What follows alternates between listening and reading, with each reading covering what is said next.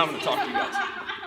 All right, guys. So, like I said a second ago, I get a lot of questions on which type of food plan we should try to go for, depending on your activity level.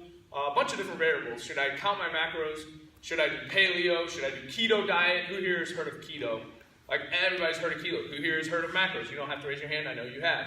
So those are the two things I get a lot of common questions on. High fat, low carb, low fat. Like, what is there's almost too much information out there. So just to kind of keep it simple, in my opinion, my professional opinion, it's going to depend on if you're sedentary, you're not very active. Let's say maybe you only do CrossFit 1 or 2 times a week, plus you sit at a desk for 8 hours. I would consider that very low activity. You're going to want to do a little lower carbs and maybe a little higher fat diet.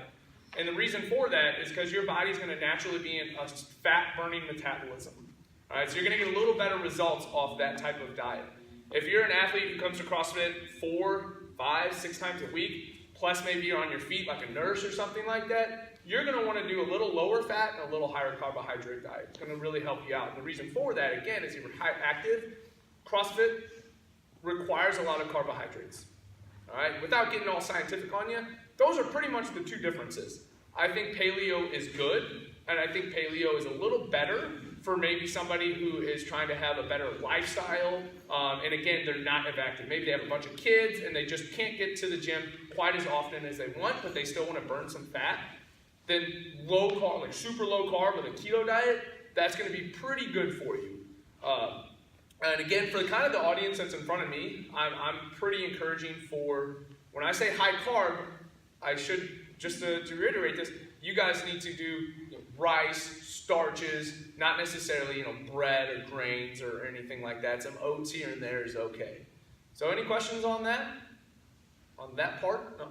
All right, so then my next question that I get a lot is like, well, how many calories should I get? Like nobody knows really like what macronutrient, right? You hear that, whether you're doing paleo or not.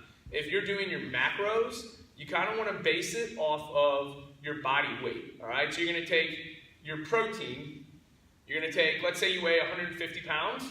You want, for a female, you want at least 1 pound or 1 gram of protein per pound of body weight. So if you're a female weighing 150, you should have about 150 grams of protein. You're going to kind of do that, again, depending on your activity level, for carbohydrates. If you're really active, like today, we do deadlifts, you're doing yoga, this would be a day that you could have a little carbohydrates, a little higher. Considering yesterday we didn't have pizza and it wasn't the home opener, maybe that's a little different. A little different, but you want those carbs a little higher. You're going to do kind of the same thing, but I'm going to encourage you to do a 1.5 grams. So that's going to put you around more like 200 grams of carbohydrates. Your fats is about 1/4 of your body weight, which is kind of difficult math. But I would say for most of the population, and again, most of the people in front of me right now, you're going to be, for a female, you're going to want to stay around that 45 to 60 gram of fat. And that's pretty common.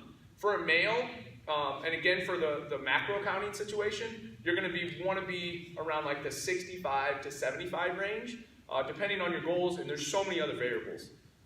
Any questions on that? Cool. All right. Hopefully that helps you guys. Coach Nick out.